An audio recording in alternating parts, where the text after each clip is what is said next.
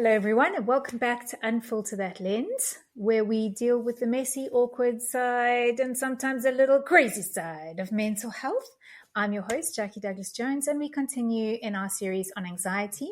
This is our second episode with Michaela Douglas-Jones. Hello. My eldest daughter, eldest child, eldest person of the kids. That's me. Last time we dove right in. We went boom, and we dived in and we spoke about little Michaela. We spoke about you being diagnosed with compulsion disorder. We spoke about how you felt responsible for everyone, including Dad and I. We spoke about your need to control things because that kind of fed your psyche in a way that kind of told you that everyone was going to be okay as long as you had control of things.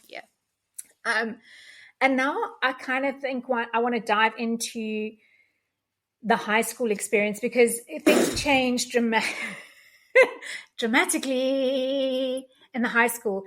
We won't go into all of it, but let's just. Who knows? Who knows the way that cookie crumbles? Yeah, exactly, girl. But I know that when we got to high school, I bowed out. I was like, good luck. Like, I love you and you've done a great job in junior school. See ya on the other side of high school. I will not be a class rep. I will not be getting involved. I will not be listening to anything. I will not be going to meetings. I'm out. Best decision ever made. Not saying that all parents must do this because I was the type of kid that this was perfect for. Like with my mom taking a step back, I mean, she wasn't really like she didn't like helicopter mom me at all when I was just involved in a lot. No, but at junior school. Even my academics, she would help me on projects when I was younger, but she told me to stop helping her when she was in grade 4. Yeah, like if I had projects, like she would help me, but like the rest of the time I was like, yeah, I got it, it's fine. Oh, Dad, can you translate this for me? Oh, thank you so much. Blah, blah, blah. Let me read my oral for you. Blah, blah, blah. But like I would know I think you stopped checking my orals in like grade 4. I did. Like I stopped checking everything because I remember coming to you, but just because grade 4 was the first time that you were going to write exams. And then I came to you and I said, right, let's study. And you went, no, thank you. And I was like, oh, okay, Queen, let's leave that then. Yeah. So, we got to high school and you had already kind of stepped back from me in terms of needing my help, so to speak. But I knew you were there. Like, you would help me anytime I needed it. But I wasn't going to get involved in the school things because I already did that. And I still had 2 kids at the junior school. Yeah. And I couldn't be involved in junior and senior school. That was going to be crazy. Crazy. So cuckoo. But what I do remember is the very first time you took drama as a subject. And the very first time that you got to showcase your drama for an exam or something, I remember we all were allowed to come and watch, but I asked you if you wanted me there because something in me, having been on the stage myself, knew how nerve-wracking it was to have people in the audience that you know and love. And for some people, that's a comfort, like just seeing someone that you know in the audience is great. For me, it was terrifying. And so I asked you, do you want me to come watch? And I think that is one of the first times that you said no to me and continued to say no all the way to matric. I have never seen her on stage. I showed her videos. No, you actually showed me one. Yeah, one in 5 years. I actually only met her drama teacher when she was in grade 10, end of grade 10 going into grade 11. That's when I actually met her drama teacher for the first time, who has been a huge influence in her life and who actually saw through her little facade. And he really did. And he brought the best out in you. So I think high school was very different. And there were a lot of challenges that we were facing as a family. Your high school experience was incredibly different in that you did both grade 11 and 12 in COVID. Yeah. Online schooling in COVID. And I remember Michaela COVID was a hard time for you, but even leading up to that, we were going through a lot of stuff as a family. Yeah. So just give us a brief synopsis of how your anxiety changed, what changed in high school, like things started evolving and changing in terms of your anxiety. How did that change? Just give us a little outline. So going into high school, there's the normal nerves. There's normal like, oh my gosh, I'm not going to find my classroom. But it's like exciting nerves. Like you get to do it with your friends. If you go to a high school that people with, like you make new friends. Sometimes that can be so terrible for you to think about. Sometimes that's the best thing for you to think about. Just depends who you are. But for me, it was with my friends. I was going into this new situation, this new chapter of my life. And I remember it just being exciting for the first, probably first year. It was exciting for me. It was this new thing. I mean, there was like, you moved to different classes, like you didn't have it all in one. It was just, for my anxiety, I think I was at a low, I would say. As in your anxiety was low? Yeah, my anxiety was at a low because I also realized that my junior school had prepared me so well for my high school. So my marks were good. That's dangerous because complacency takes I realized I was like, the fact that I've been working so hard that my minimum effort is good enough is insane. Like that means I was worked like a machine. Yep. In my junior school. And I was like, no wonder I have anxiety. I was worked like a machine. An expletive. Yeah, exactly. So anyways, my first year was great. Second year, grade 9, that's normally like the typical when all the friendships, whatever. I never had any like drama. No. Basically, what my mom told me and what stuck with me the whole time was, do not make enemies in high school. No. And I took that upon myself and I was like, oh, let me take it one step further. Everybody's going to like me. No. Not like as an ego thing. I just was terrified of having people like enemies because I didn't deal well with drama. I didn't deal well with conflict. It was not on the top of my list. I was not out looking for conflict. That's not what I was doing. And if I did, that my anxiety would be like so high. And so I think I told you to stay out of the drama. Yeah. Don't get caught in the mix up of the drama. The he said, she said, they went, he went, she went. No. So I started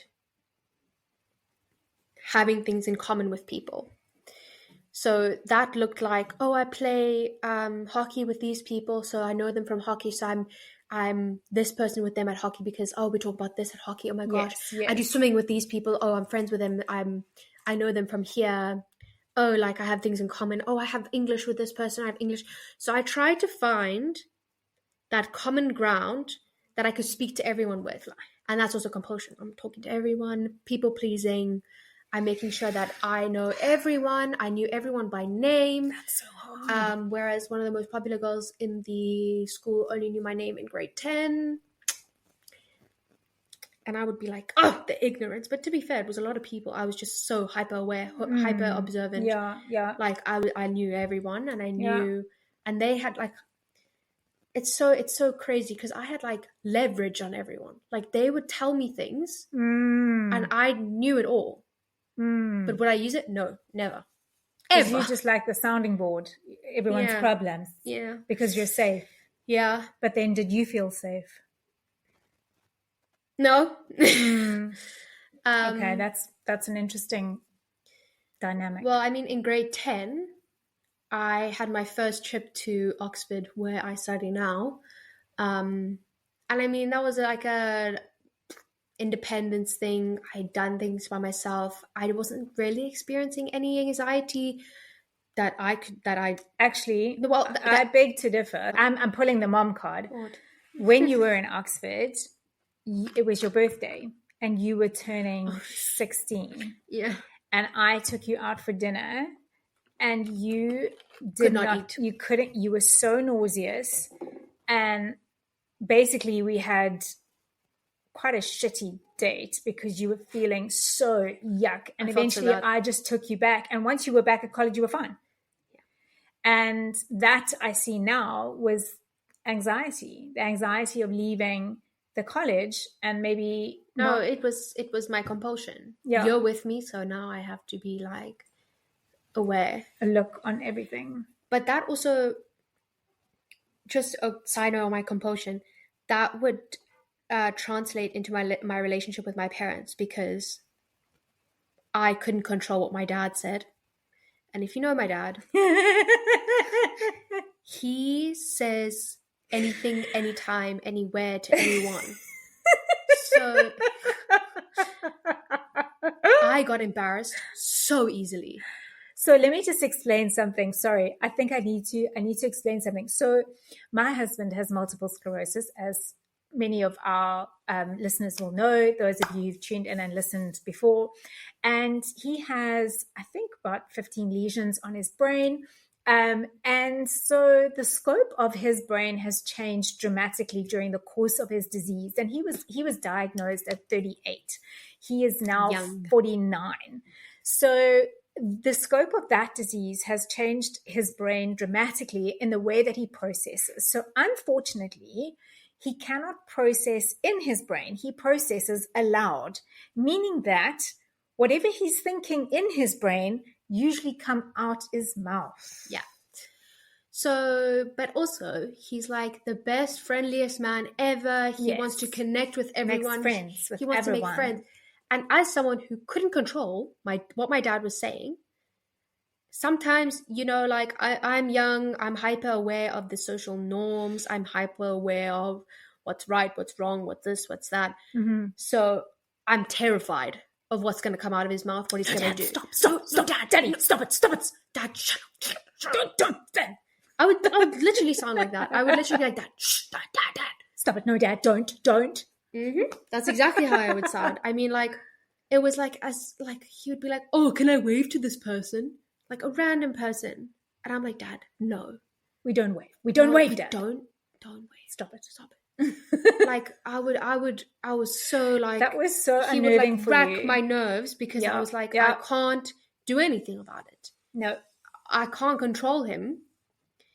And I think my dad felt really, really bad, because he used to take it like, oh, he was embarrassing me. That was my compulsion. Like, Yeah. Everything started going crazy in the house. So just my for grandparents were going to move into our house. Yes, my dad had a heart attack. Yeah. So for some context, there were a lot of changes in COVID. My dad lost his job, and then on Michaela's birthday, or the day after Michaela's birthday, my dad had a heart attack, and we managed to get him to hospital. My mom was amazing and got in there, and they put 3 stents into him, but it was a very traumatic experience. And so financially things changed drastically, and we realized that we had always wanted my parents to come and live with us anyway. So we decided, okay, we need to change. So we had to kind of change our home and give them a space in our home. So we had people during COVID trying to build in our home and keep a safe distance. We had our little Law, whose life was just in pieces, shattered completely. In and out of the clinics. And that was in your matric year as well, when things were at their absolute worst. It started in COVID, when Law got admitted to clinics. Yeah. And that was crazy. That was like something... I just have this image. It was something out of a movie. I mean, we would drive to the clinic, obviously because it was COVID, and we would tell Law that we were coming, and she would wait at the window in the building, and she would wait, and she would be waiting with her friends, and they would wait for our car to come. And then when they saw our car, we'd come and be, hello, like we'd dance, play tennis in the road. Yeah, remember? Tay would play tennis with my dad in the road. We acted like entertainment, and it was just such a crazy thing to me, because like... It's so interesting that you viewed it as being like out of a movie. No, I mean, that's my job. Literally. But I mean, it felt to me like this wasn't real. Like, it wasn't real. And I remember like the ride home would be silent. Like no one would talk. because we expended all our energy there. We would use Or we just all our realized how energy. sad it was that we were doing this and we couldn't, and she was up there and we were here. And So let's just backtrack a bit, because before Law was admitted to the clinic, things were pretty messy in our house. Like, things were pretty hectic. And you were the one who actually found her twice when she tried to take her own life. And for someone in your position who was dealing with her own anxiety and hadn't voiced it to us at all, we knew that she probably wasn't coping, but we didn't give her the attention that she needed. So let's just get that out there. Like, and tell us a bit about how that affected your anxiety. That, because that's a really tough thing for you as a person with a compulsion to save and to rescue. And you were the one who found her both times. And so we knew nothing of it, by the way. We knew nothing of it. The kids kept it from us. They all knew. But my husband and I didn't know the extent of it. And eventually, when Law was admitted to the clinic, all the secrets started coming out, and then some. And tell us a little bit about what happened with your anxiety during that time. Well, the best way to explain it is that I never slept. Wasn't getting any sleep because I was so paranoid. I was paranoid. Weren't you living on beta pain as well? That was in grade 12. That was in grade 12. Okay, sorry. So I wouldn't sleep because I slept with my door open as well, so that I could hear everything that was going on in Law's bedroom. If she opened her door in the night, I would check to see if she's just going to the toilet. If, like, the slightest noise, I would wake up and I'd go check if and sometimes she'd be dead asleep and I would just watch her. I would just stand there and I'd watch her for a while just to make sure she was breathing. And then I'd close the door and I'd go lie back down, maybe fall in and out of sleep. And I didn't tell her. I didn't tell her that I was checking on her because I know she'd be like, oh my, like she was in that. But we can laugh about it now. Yeah, we can laugh about it now. Yeah. But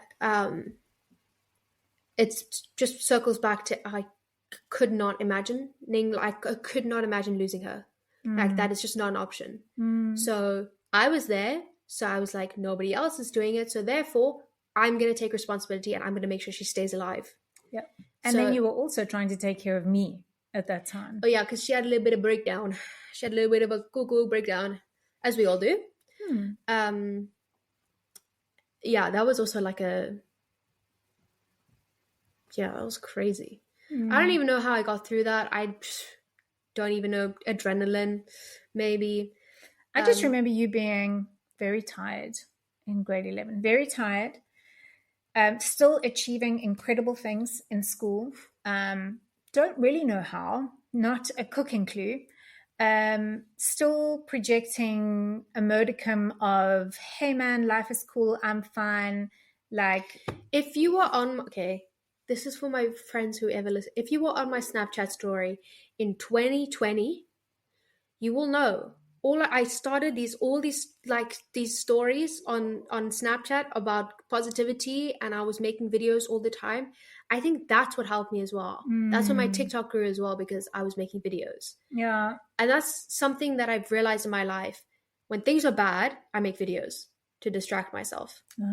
I didn't know that. Because, like, jump forward a few years when I was in the UK and I was all alone, I would make vlogs. Yeah. Because I had no one to talk to. I was deeply ill. We're going to get into that. Yeah. So then Law's journey continued through your matric year. When I was in matric, it got bad. Yeah, got very bad in matric. And that's when Dad and I knew that something was up.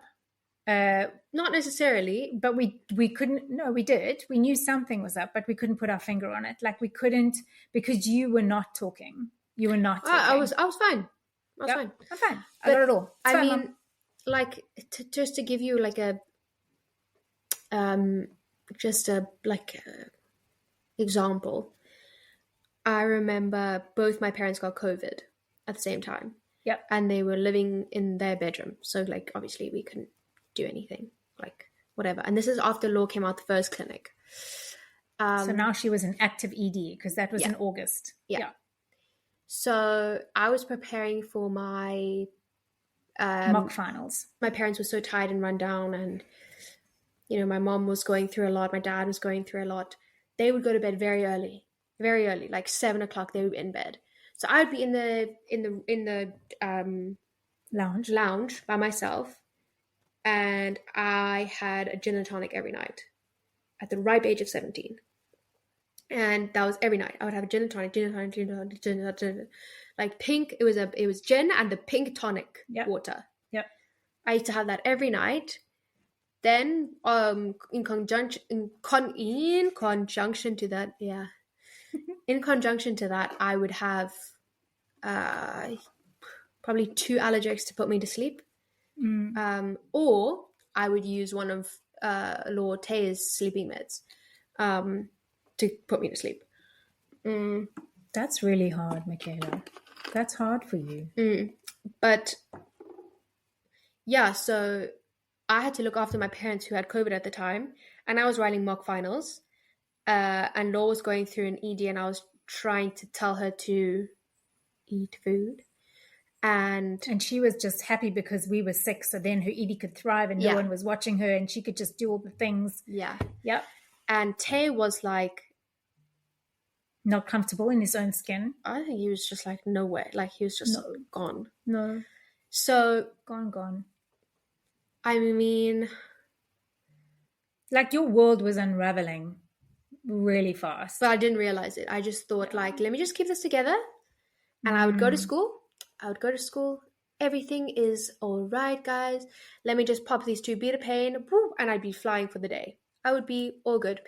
Trigger warning, I didn't eat in the morning, and I would pack a small lunch, because that's also when my compulsion came in and said, you can only have food when you have done enough work today, and it's like you've so got food became a reward. Yeah, I used food as a reward, because I mean, it's a whole thing. Like, you can't, like, I couldn't control anything else. Let me control this, like. And I just remember in every class, my stomach was so loud. It would roar because I was so hungry. And I would like shift my chair to like cover the sound. Aww. Or I'd like cough to cover the sound. Or I'd move to cover the sound. But like, I was not taking care of myself at all. And I wasn't taking care of you. I was literally like, oh, so it's fine. No, I didn't do my mom job. But I mean, how can you take care of me if you haven't taken care of yourself? So, I mean, true story. I didn't have my oxygen mask on, people. Yeah, exactly. No oxygen mask. Exactly. So, the fact that you did the work and whatever, I think that relieved like a lot for me. But yeah, I just remember I would go to class. It would be break time. I would go to because I wasn't getting any sleep still. Because I was still listening to For Law's Door, because she's still in recovery, so I'm still listening. And I would sit down at break. I'd fall asleep in the sun, not talk to anybody, wouldn't sit with anybody. I would just sit in the middle of a quad, go to sleep, wake up, go to my next class, still like, what's going on? Do my work, another break, go to sleep, wake up, do the next thing, go home, do hockey, do this, do that, whatever the hell I'm doing. And it was just like, I remember thinking, like, if I can keep the loop going, eventually I will matriculate, and then fun times. And then we can slay all day. And she did matriculate very well. She did achieve very well in matric. And we decided to do a family holiday in Italy and Ireland. And by this stage, Law had come out of the clinic and was in recovery. But we started to notice that our other two kids there were a few cracks in the woodwork, if I can put it that way. And so in 2022, I remember you being absolutely exhausted. I remember you taking a break, but then you started at a university in Oxford in September of 2022, and that was a huge thing. I mean, for someone who was dealing with all of this stuff, and by that stage I was very much on my healing path and starting to kind of turn it over, unlearn a lot of the kakapoof poof habits. And yet it took us a long time to get to the point where you could trust me enough to be consistent in your life. And I think I tried to prove it a lot to you, that like by actually just being there and helping you and going through the things, and and reminding you that it's okay, you're not trapped. Like there was a lot of stuff that I was trying to do to convince Michaela that like mom's okay, like I'm learning, I'm growing, but I think inherently there was still that thing in the back of your mind going like, is this for reals? Like how long is this gonna last? Yeah, but I mean, moving overseas, like it actually made me realize like I can count on you. Like this woman, like if like I was struggling really badly, when I had my mental breakdown, she got flights, boom, boom, boom, I'm home. Like Tell us a bit about that though. Tell us a bit about what was going on there, because I did go over with you initially. We got you sorted into your room. Tiny so little much fun closet-y room with the toilet and shower. But you were quite far away from the university. You were a 30-minute walk from the university. And I know you used to walk about 5 to 10 Ks every single day, to get around campus to and from university. And I know that during the winter months, you refused to catch the bus because of all the germaphobes and stuff happening on the buses and the public transport. So you would kind of walk, wind, rain, sun, snow, you walked. And I remember bringing you home for Christmas. I think you came home for Christmas after first term, and that was great. And then that was like everybody's having such good times. Yes, Michaela's doing amazing. Wow, wow, wow. And then you went back. And then it wasn't so great. No. So let's just talk a bit about that. What happened with your anxiety? What happened there? Like it unraveled completely. Part of it had to do with some medical stuff that we had to get sorted out, your teeth and all of that. Yeah. But things started unraveling. Tell us a little bit about that. What was that all about? Oh, it was like, so first of all, like my parents were the ones that gave me money, so I didn't have a job at that point. So obviously my parents were generous enough to give me like an allowance every month so I could get my food and literally just live. But in the economy that the UK is today, like £300 a month does not get you even anywhere. So I stretched it. I could do it. But it did mean that some days I would eat cereal for all 3 meals. So, like it was tough. It was tough. But I think being away from home, then this anxiety is coming in, this depression setting in, this whole thing, my freaking roof is leaking in my bathroom, my whatever's happening, school and this and that, and I'm not socially like active with any of my friends because they're so far away and it's first year and everyone's like, ooh, I don't want to, ooh. And I just remember I just had this permanent headache. It started with a permanent headache. I was like, yo, like that's not real. Yeah. And it happened just after I viewed a house with my ex co-in housemate, we had viewed a house and we were so excited to move into this house, and it's a perfect house, blah, blah, blah, blah, blah, blah, blah. And then after that, I just went, and it got to the point where I hadn't opened my curtains and I hadn't really left my bed in like a week. Which stretched into 2 weeks. It stretched into 2 weeks. But you had been to A&E a few times, and you had been to the nurse a few times. Because I was dizzy. Every time, lying down, standing up, walking, whatever, dizzy. I couldn't really see that well. Couldn't open my eyes. My eyes were stinging. I wanted to close them every 5 seconds, but when I closed them, they would be sore as well. I was having heart palpitations, struggling to breathe. It was hectic. Pain in your jaw, pain in your head, up the side of your face, down your neck, into your back. My arm as well. Numb, yeah. I was I thought I was dying. And I had to be on the phone with my mom 24/7. Literally. I would have the phone on FaceTime while I was sleeping. Yeah. And she would be there. Yep. And when I woke up, she was there. And I would talk to her. Bless her. She had to take the whole day just to talk to me. What do you mean, bless me? It was best time of my life, girl. Best time of my life. And she would walk me through things. She would say, okay, we're going to the toilet now. I'll come with you, blah, blah, blah. She would walk me through things and everything. And then we realized that there was a problem. I said, I cannot. So we went into survival mode. I got hold of a friend of mine who lived in the street parallel to where Michaela lived.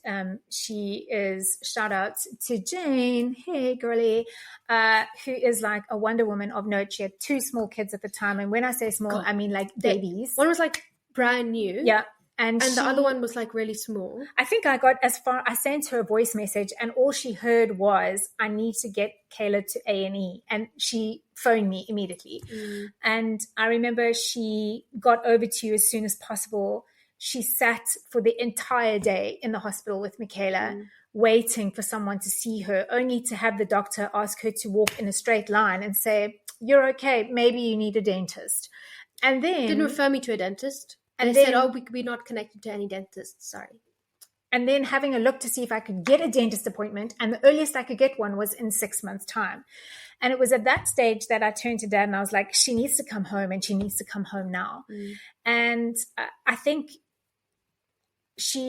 you got on the plane, you arrived Wednesday. Thursday, you were at the dentist. Friday, you were at the maxillofacial surgeon guy, remember, out in wherever it was. And then it was just therapy. And you came out from that. On the following, you checked in with your psychologist on the Wednesday. On the Thursday, you went for your first psychiatry appointment where you were diagnosed and medicated immediately with haste. My wisdom teeth were the best pain I've ever had. Like having an external pain and a reason for it. You've taken your wisdom teeth out. It's going to be sore. Yes. Like I was like, okay. I'm allowed to feel this. Oh, it's like, it's real. Like I know what it is. Yes. And like, I love that pain. I love my wisdom teeth pain. It's because also you must remember that out of the 5 of us, Michaela is the only one who doesn't have an autoimmune disease. So she was basically living her life constantly waiting for the bottom to fall out, constantly waiting, and still to some degree is. And we're very conscious of the fact that we are autoimmune compromised. And so the first thing that was going through our minds when Michaela was having the symptoms that she was having, the loss of vision, the headaches, the dizziness, the tiredness, the fatigue, I was like, oh my gosh, is this MS?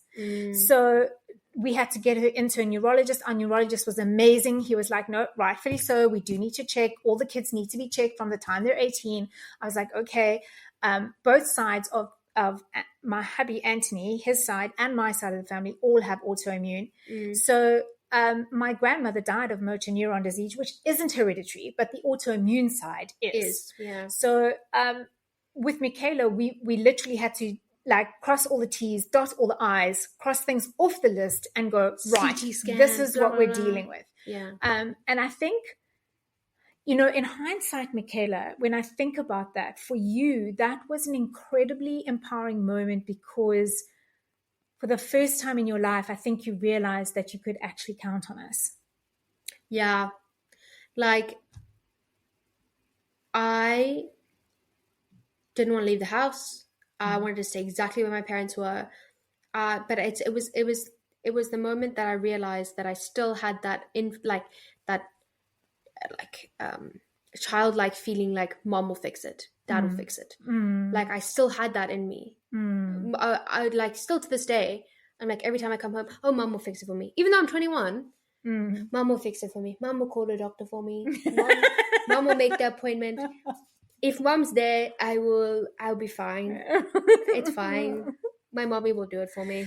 And I think also we had come along in such leaps and bounds that it was difficult for you to integrate back into the family because the roles of the family had changed so drastically, and we didn't need you to be that responsible bigger sister situation. We actually just needed you to be Michaela. So there was a lot of readjustment with your siblings as well. There was a lot of like, I remember you distinctly saying a few times, oh, I said I couldn't do this and now they're mad at me. And I'll be like, that's okay. They can be mad. Like, that's fine.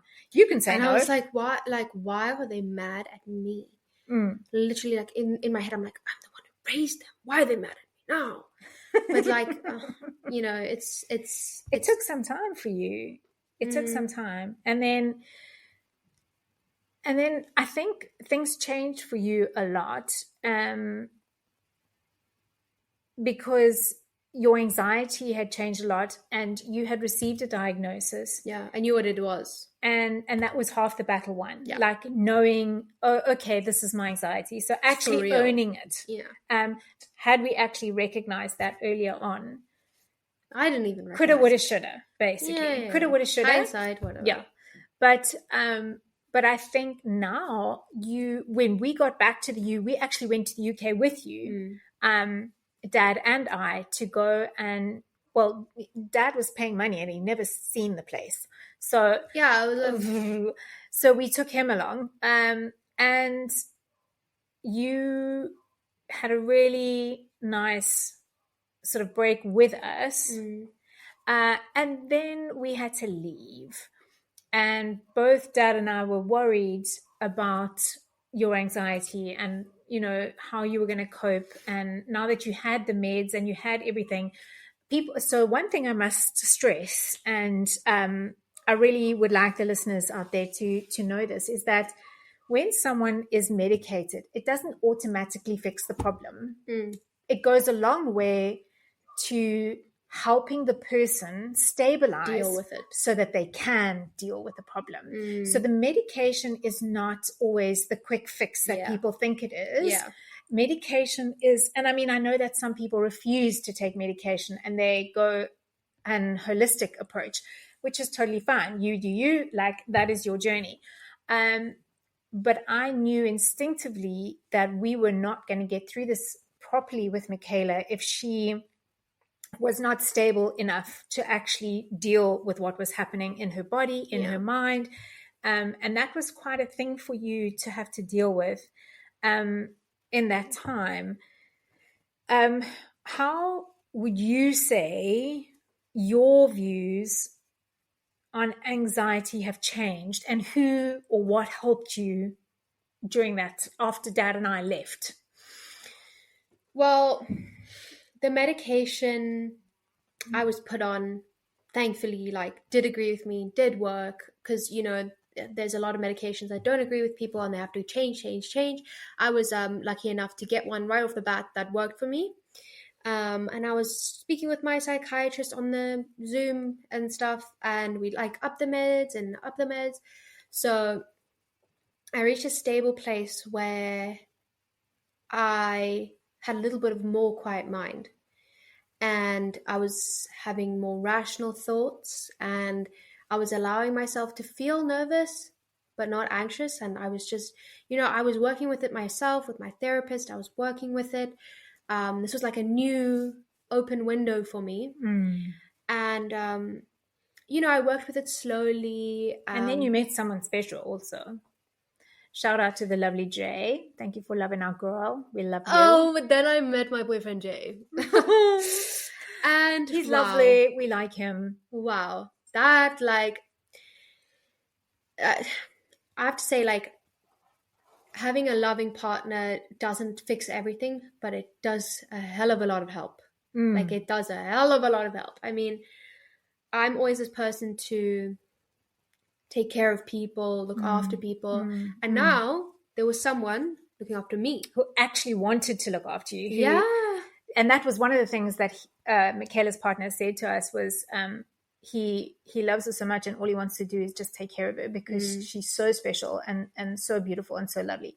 And at first I was like, okay, boy, okay, you're saying all the right things, but like, are you doing the right things? Yeah. And I can definitely say that a year and a half down the line, you guys are an amazing couple, and I know that you work very hard on your relationship, but that also you've been able to have someone with you, journey with you, and it has been a journey for you both, I think, because you've had to be honest with him about where you're at, and that's the other thing about anxiety that I just quickly want to say is that if you cannot be honest with people about your anxiety or about how you're feeling, if you tell people that you're anxious and then they act as if you've done something wrong, boo, red flag, run. It's the same as if you tell someone that they've hurt you and their reaction is to give you all the reasons why they did what they did without acknowledging that they've actually hurt you. Them. Run away. Yeah. Please. So I think your anxiety has changed quite a lot. I won't say that you're not anxious anymore, because I think you learn to live with your anxiety, and you find coping mechanisms, and you find strategies that enable you to cope. With that. But it's very important to talk to people because I the one thing I used to be scared about is talking about it with someone, and I would get so anxious talking about it because I'm reliving it. Oh, that's so true. I thought, and then I would be thinking about it for the rest of the day. So that's one thing I had to deal with. But you know, it gets easier. But talking to people, and especially in my relationship, like I have to tell him how I feel, because like he's not psychic. He's not gonna know. No one's psychic. No one's gonna know what's exactly happening inside your head. So you need to spell it out. And if they think it's ridiculous, or like if they dismiss it, that's a little bit of a problem. If they want to understand what you're thinking, if they're like, wow, that's interesting, like that's tell me how I can help you. Let me know how I can help you, what I need to do for you to feel better about this. That's what you're looking for. Someone who actually wants to understand and walk a path with you. 100%. And I mean, my anxiety changed, and I was able to communicate my feelings instead of bottling them up. And like me and Jay have had a lot of talks about like what I overthink and what I get anxious about. Oh, the overthinking thing. It's in our family. It's also compulsion, anxiety, and overthinking. We'll make a beautiful triad. Disaster. But you guys have worked very hard in understanding one another. And I think that shows a level of maturity that most young adults don't have yet. How do you take care of your anxiety now? What is it that you need to do on the day? So let's give a hypothetical. So you've had a rough week. You've had assignments due. Things have been go. You've been working your shifts, your you are now, it's like a Sunday morning, you wake up, you are riddled with anxiety. What do you do? For no reason. No reason. Okay. Just being a busy week. So when I get anxiety, I can't watch certain things. So like, I don't know, it's a weird thing. So I can't go watch a movie, like just like get lost in a movie, because if I know the plot, like if there's something scary, if they say something just a little bit off, I'll get anxious. So that's so interesting. So it's bad to say, but it's my phone. Why is it bad to say? Well, because people say it's bad to be on your phone, right? Yeah. Okay. So but I mean, it might not necessarily bad in this situation. Yeah, like I'll look at a little bit of TikTok, and then I just breathe. And then when I'm ready, I try to think about what's made me feel like this. And, you know, I'm like, is it the assignment that I just sent in? Am I scared about the mark? Is it this? Is it this? Is it this? And I try and get to the root of it, because like my metacognition is insane. My therapist says that I think about my thinking too much. I think about my thinking too much. Yeah. Wow, Grady. Yeah. Operating on higher grade there. Metacognition.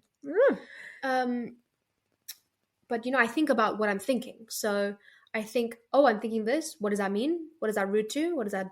So I try to get to the root of my anxiety, and then from there I work out what's the best way. Do I breathe it out? Do you tell Jade at all? I mean, do you say all the to time. him like, and then how does he respond? I mean, what does that look like? Well, he will ask me how he can help. He tells me he loves me. He tells me like I'm amazing. He's so proud of me. And then he asks like how I can help. And I say like, can you text me throughout the day? Can you call me now if you're not busy? Wow. Like, and he responds to that. Yeah. I mean, like I will say like, I just need to talk to my family. I just need to sleep. And he pretty much is like, do what you need to do. Let me know if there's anything I can do. He's so lovely. He picks me up coffee all the time when he comes back from work. Cutesy. Yeah, picks me up coffee. But he's just attentive. Like if I say something's wrong, that's key. If I say something's wrong, he's like, okay, what can I do? Attentive. Wow. He is a little bit ADHD, so sometimes that's fun. Like because both of you, they're not ADHD. Yeah, it's really fun. It's fun times in my house because I think we're all ADHD. Yeah. 4 of us have been diagnosed. Actually, 3 of us have been diagnosed and 2 of us haven't, but we know that we are. Anyway. Yeah. But I mean, you can't rely on someone to alleviate your anxiety. Sure. And you can't rely on only yourself to relieve your anxiety.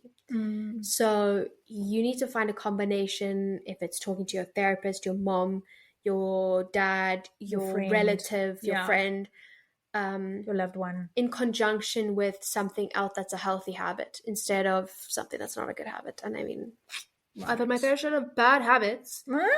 Thank you, Michaela, for joining us. Thank you for making yourself vulnerable. And thank you so much for giving us a window into your life and into your past. And to our listeners, if you have experienced or are experiencing anxiety, maybe something has resonated with you that Michaela has spoken about, please get in touch with us. You can go to our website, which is www.unfilterthatlens.com. Please get in touch with us via Instagram, TikTok, Facebook, you name it. We are there. We're there. We want to hear your stories. We want to hear what you're struggling with. Michaela, thank you again. I love you. You're amazing. Just because you're you. Guys, this is what the best mom looks like. It's me, guys. Still learning, still growing, still glowing. Thanking you kindly.